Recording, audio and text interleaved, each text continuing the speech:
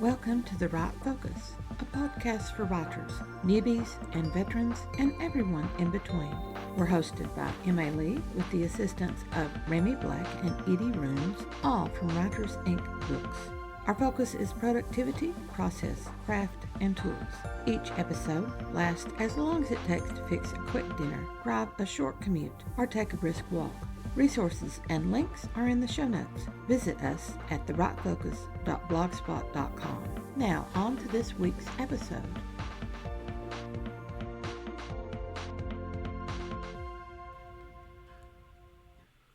Welcome to Fall into Poetry with a Poet from The Right Focus.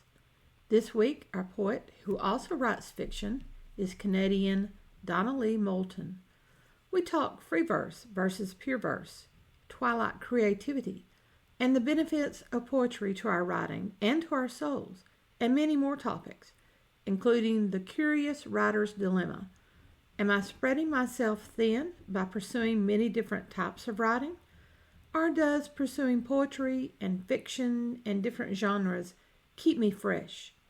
Let's begin.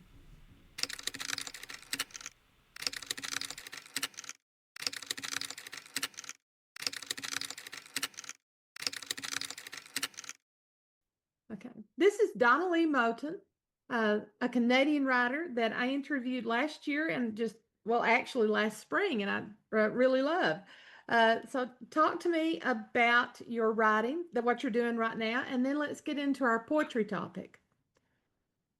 Perfect. So interestingly enough, right now I have two things, one happening and the other about to happen. There you go. So, and they're both firsts for me.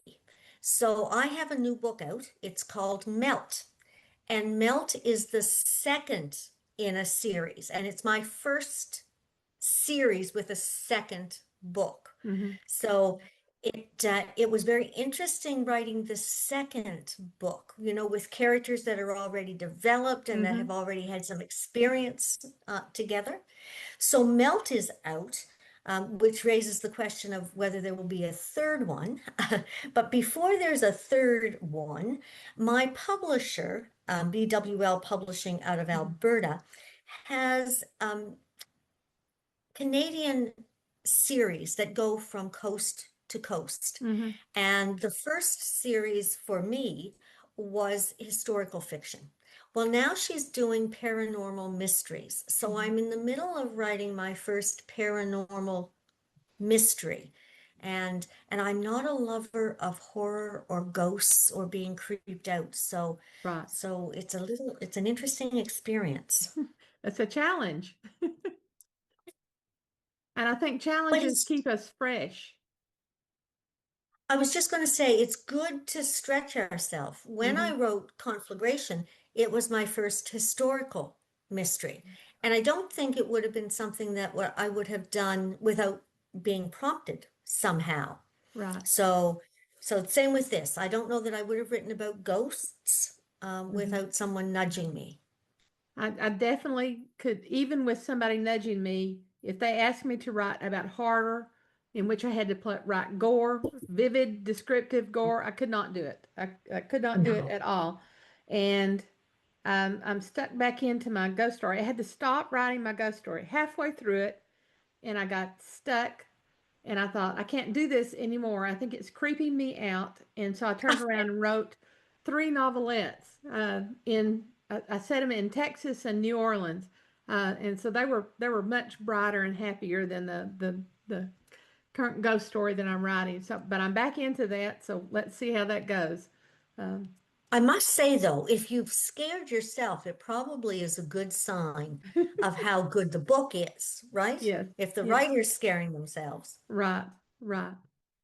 So talk to me about your poetry. We talked about fiction before, but you didn't mention poetry at that time. And when I put the call out for poets, you showed up. Thank you. Where I am. It's interesting, isn't it? Because I think sometimes as writers, we do have little silos. So here's my creative or literary writing silo, and here's my genre writing or mystery writing silo.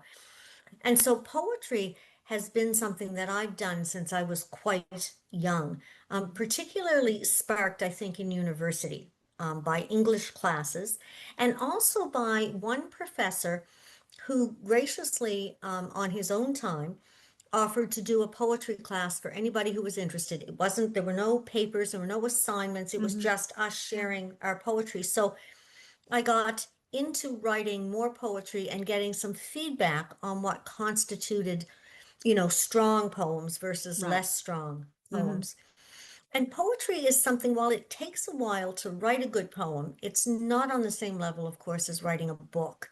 Right. So if you're busy and your career is active and you're doing a lot of work and you're working 9 to 5, you may not have a lot of time for other types of writing, but sometimes you can fit poetry in over time. Right. Now, that said, I'm also afraid that poetry is the one thing that tends to fall off Yeah. the list when there's a lot of other things underway. Because it just gets And pushed to the side. yeah, absolutely. Mm-hmm. And it does require a lot of work. I have a good friend who writes children's books, Mm-hmm. picture books, and I'm always amazed at the amount of writing and rewriting and revising and editing that goes into, 550 words. Mm-hmm. And poetry is the same way. You look at something, you think it's got 12 lines. How could that have taken you more than 20 minutes? But it took you, the equivalent of 12 hours or something, Yes. right? Yes. Because every word has to serve not just double duty, but sometimes triple and quadruple duty because you're trying to make the reader's mind just explode with the meaning as you go through the compact poem. Sometimes in my books, I will put in a little something that is like an inside joke. Mm-hmm. So if you know me or you know Halifax or something, every once in a while I'll have a character, for example, who's reading Hung Out to Die, which is my first book. Well, if you don't know that, you just gloss over it. If you know it, it gives you a little chuckle. That's not the kind of thing you can do in poetry. You can't put something in there because it's nice or cute or you think it'll Right. be interesting. Mm-hmm. To your point, you can't waste a word. You've got to be able to justify every word in the poem. And it has to have as much impact at the end of the poem as a book or a short story or anything else. So it's a big challenge. Yes.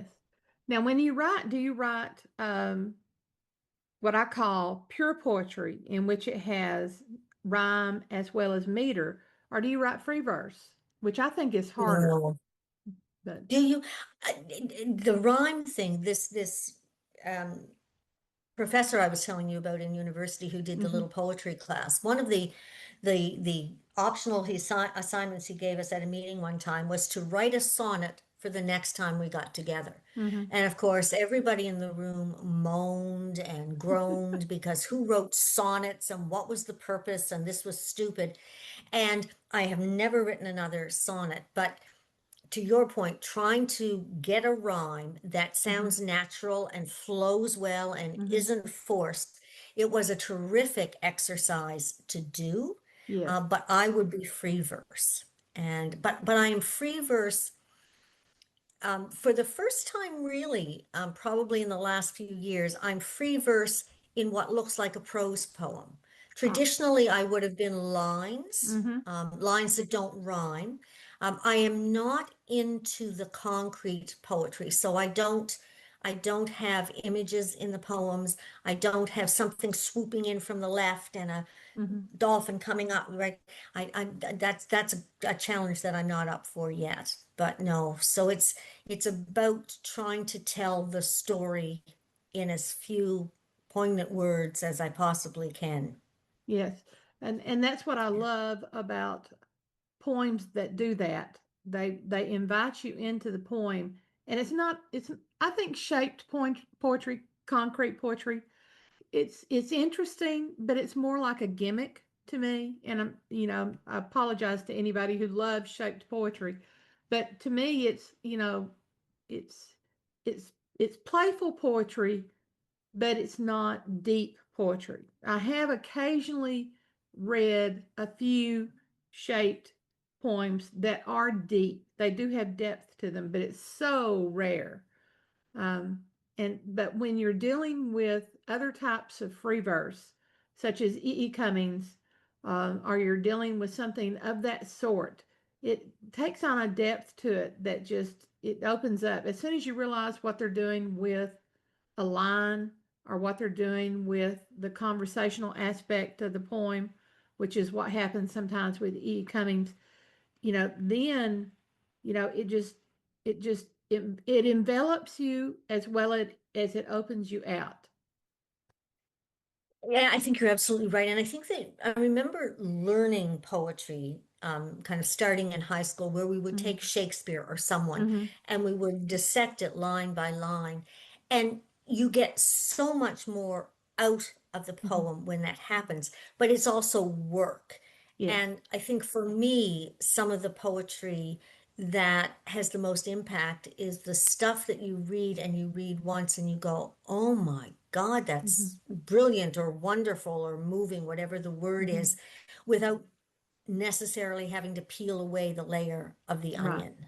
Yeah. And I know there's a big debate between accessible poetry versus poetry that isn't. But if I'm confused, if I'm lost, if I'm frustrated, I'm probably not going to get to the end of the poem. And I Yeah. sometimes find that concrete poetry does that to me. Yeah. Yes. And I can remember. Well, I taught for several years, and I taught sonnets. And for the majority of my students, they were going like, why couldn't he just have put this argument in 4 lines, and we would have had a paragraph, and it was done, and I'm going like, well, it's an intellectual exercise. And I totally understood what they were saying with poetry, but I have seen some modern poets work with very tightly controlled meter or something like that with a sonnet. I'm sorry, I can't remember some recent names, um, but they flow out of them, and you don't even realize you're reading a sonnet until you happen to go back and look at it more deeply. How did they get me there? And you Yeah, didn't realize, oh absolutely. wait, 14 lines. Oh wait. Um, and so, and for a long time, I thought the Villanelle was an extremely easy poem to write. But then I have seen a couple just recently, and they're working with the obsessive haunting aspect of the meaning of that the poem gives to you, and also gives to the meaning of the words of what they're trying to convey. And I'm going like, oh wow, this is absolutely fantastic. And I think that to a large extent is the impact of poetry, Mm-hmm. right? There are few words, usually few words, and even when there are a lot of words, there are still fewer words than most short stories would have, Mm-hmm. for example. Right. And yet those few words paint a picture, evoke an emotion, and lead you to a spot where you go, wow. Right. And to have that control over language, Mm-hmm. I mean, is an incredible gift. As you and I know, it's a gift that comes with a lot of work Yes. behind it. Yes. It doesn't just happen, but it reads like it just happens. Yes. And I see people, they're glorying over something that I think has a rocking horse rhythm. Da da da da da da da da da da da da da da da da da. And I'm going like, this could be so much better if they had just spent a couple more hours on it. and Yeah, I know. and it hurts you, because you think the idea is there, the emotion is there, but the way that they are presenting it does not support the idea and the emotion, and it sort of breaks your heart to think if they just spent a little bit more time. I used to be an editor for a literary journal, and Hmm. we would get a lot of poetry submissions. And you're absolutely right that people would feel something and they would write about what they were feeling. And you Hmm. could, the raw emotion was there, and you could identify with what they wanted to convey. Hmm. But you're thinking you've got to go beyond the personal and make it universal. It has to resonate with everybody. And so that's where the craft part comes in, right? Right. And it's difficult. It really is. And people look on Mm. poetry as something simple to just churn out. And I have never, you know, if you're really going to work at it, it is work. I can remember struggling with a poem several years ago, and I spent 2 weeks just trying to get the words right before I ever considered the structure Mhm. that I wanted it to have. And then you're thinking, well, now I've got to figure out the structure that I want it to have. And I'm going like, well, free verse works for it, but I don't want to default to free verse. Let me try it first as something else. Um, And I must say, I write my best poetry at like 5 o'clock in the morning when you're mhm, half asleep, somewhat awake, and you get this brilliant poem, right? Going to mhm, win you a Pulitzer. And you sometimes I'll even get up and put the notes or something in my phone, and mhm. I'll look at it a week later and I'll think, now what in heaven's name does that mean? Right? So that whatever was there at 5 o'clock in the morning Mhm. has moved on. Yeah. Um, but the heart of it is still there. And to your Yes. point, that's when you got to roll up your sleeves and you've got to say, okay, whatever sparked me to take these notes is because I think there's something there. Now I've got to flesh it out, draw it out, and work at it so that it's integrated and flows and evokes the response that I'm hoping to evoke. And I think you're right about the creative aspect, the spark aspect in that twilight time when we're still caught between consciousness and subconsciousness. We're sometimes more in touch with our creativity at that moment than we would be if we're in the late afternoon. And I think we're not, for the most part, editing ourselves. You know Yes. what it's like. As soon as you start to write, you say, well, it's red. Oh, I don't like red. Let's make it scarlet. Oh, I don't like scarlet. And let's make it orange. And wherever we were going, Hmm. we've now interrupted that flow. But at 5 in the morning, there's no interrupting. It's just, it's coming. Yeah. And the most difficult thing at that time is to read my handwriting back. Oh, absolutely. And to try to capture what it is that sparked you Hmm. at that point in time. It's also very much because, when I think about writing mysteries, there's lots of personal stuff in mysteries, and there's Hmm. part of you in your books. But poetry really stems from something you saw or felt or were moved by, and Yes. feel that you have to get it out there somehow Yes. into the world. And I do find it very difficult to go back and read poems that I've had published. And I look at them and I think, oh dear, dear, that's out there in the world now, and I can never take it back. Right? We are hard on ourselves. Yes. Yes. I think poets are especially hard because they do come back 10 years later or something like that, and their subconscious mind has still been spinning that poem. Yeah. And so they see it published and they're going like, if I had just changed two little words. Uh, yes. And I'm always amazed. I mean, it's hard to get published generally, right? Hmm. It's just not easy to be out there. But I know for literary journals, the and for many um, types of publications, the acceptance rate is like 1%. So that means that, 99% of the time or 97% of the time, you're going to get rejected. And when it's something so personal and close to your heart, and people are turning around and saying, yes, that's nice, we don't want it. It can be very difficult to deal with, Hmm. right? And so I would say to people that just keep plugging Hmm. away. There's nothing else you can do. Yes, that's very true. How do you see that poetry helps you as a fiction writer? Are you more able to capture that twilight creativity? Um, The two things I think for me that poetry forced me to do and forced me to do very well is be as tight in my writing as I can possibly be. So there are times that in some of the writing groups that I belong to that we'll literally go through a poem and we'll try to justify every word in that poem. Mm-hmm. So the tighter you're writing, the more your writing flows, the more it's going to draw your reader in, the sharper the punch will be. So I think poetry really teaches me that, not to waste a word.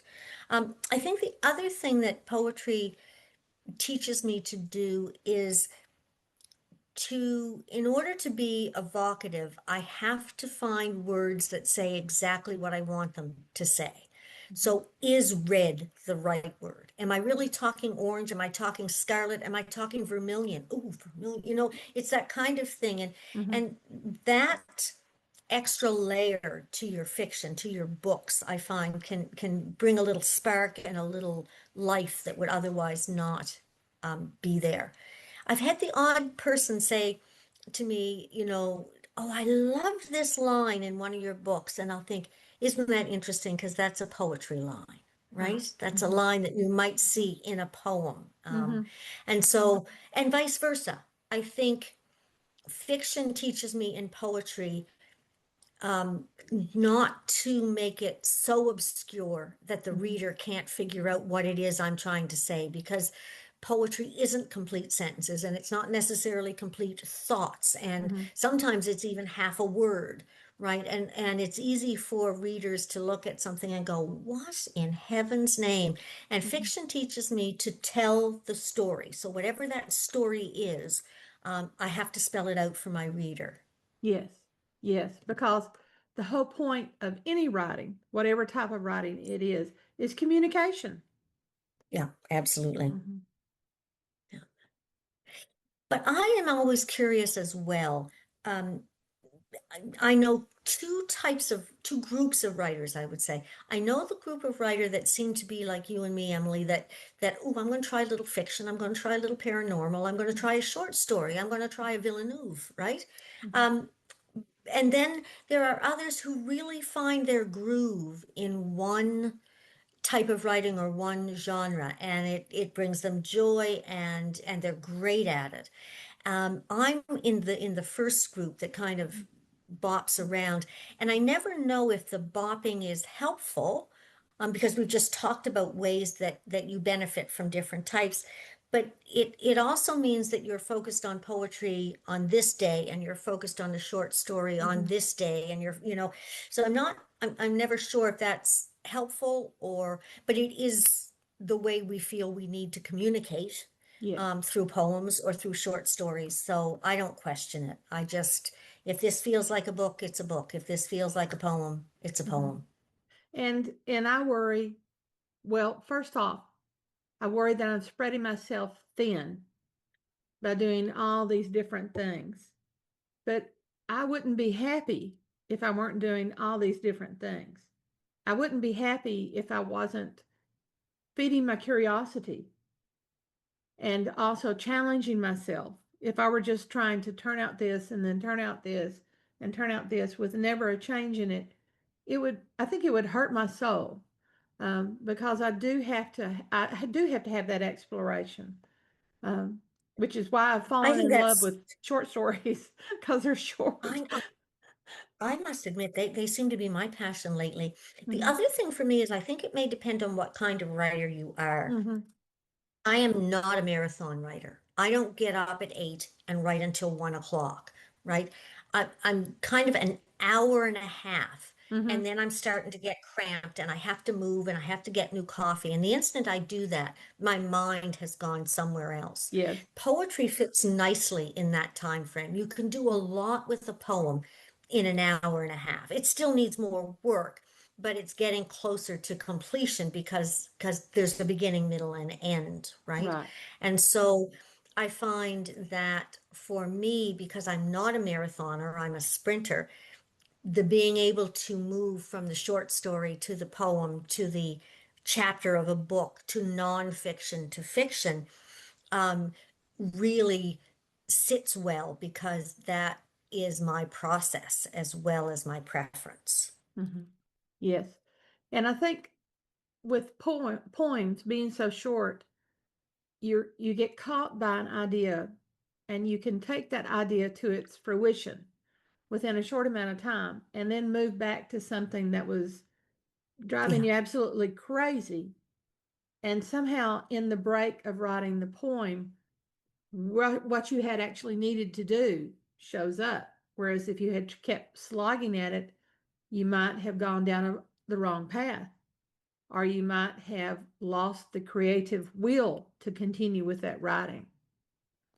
I think it's very much like, wasn't it Einstein or something who said that when he was blocked, he would go and he would have a bath Mm-hmm. because the getting away from something and focusing on something else often led you to the answer that you were looking for.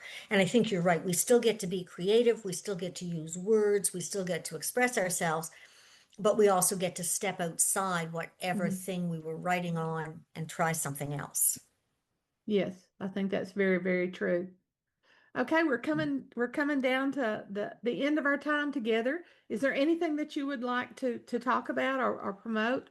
Anything related to poetry? Look, I'm telling you, I would kind of get two messages out there if I could.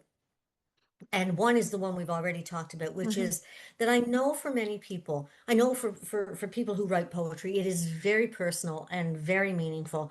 And to put it out there into the world and get the rejections that inevitably all of us get is very Yes. difficult. So I would encourage you to continue to do that. And I would also encourage writers who haven't written poetry to take a stab at it, because like with anything we try, you're going to be amazed at what you learn Mm-hmm. and at how difficult it can be, but also again how educational it can be. It has its rewards. Uh, Mm, and even sometimes those rejections are rewards, even if you don't want to think of them that way. But 2 or 3 weeks later, you go like, I see where they were coming from with that. yeah. Yes. There is a message if a poem you love just doesn't seem to be getting anywhere, you Mm-hmm. have to ask yourself why, right? We had a literary journal that was out of a university here in Nova Scotia called the Antigonish Review. Mm-hmm. And it was around for decades and decades and decades. And it recently ceased publication within the Oh. last couple of Mm-hmm. months. And it is one of those things. I know how difficult it is to get funding. I know that there's a lot of competition for our dollars. Mm-hmm. So I would also encourage us as writers at least to subscribe to one literary journal, to support one. And in our own small way, we will be helping to continue the legacy of poetry that we have in the English world. Yes. Yes. Very, very true. Very, very true. We should support our writing community in any way that we possibly can. Well, Yeah. And I know, and it's easy to say, and then there are 50,000 things we'd like to support and we mhm. can't. But I figure if we support one, that's a start. We can at least check that one off. Thank you, Donalee. Look, thank you so much. Great talking to you again.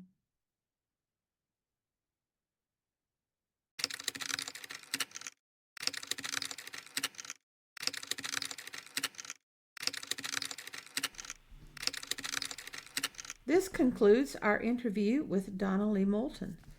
Did we answer your question about pursuing many different types of writing? And have you a new term, twilight creativity? As always, share this episode with other writers and poets. Send comments and speculations to winkbooks@aol.com and hit that like button for the algorithm. And remember, write on. Thanks for listening to The Right Focus, a podcast for writers at all levels, hosted by Emma Lee from Writers Inc. Books, assisted by Remy Black and Edie Runes.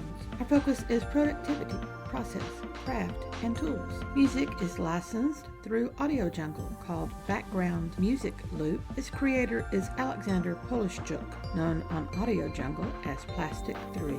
The music comes in different iterations. Show notes and resource links for this and other episodes can be found at therightfocus.blogspot.com. Write to us at winkbooks@aol.com when you have questions, comments, and speculations. We will try to answer you as quickly as possible. By the way, we will not mind your email address. That's rude. If you find value in our content, share with your writing friends or write a review. We're small beans here without the advertising budget of the big peeps, and you can make a difference. And whatever occurs, write on.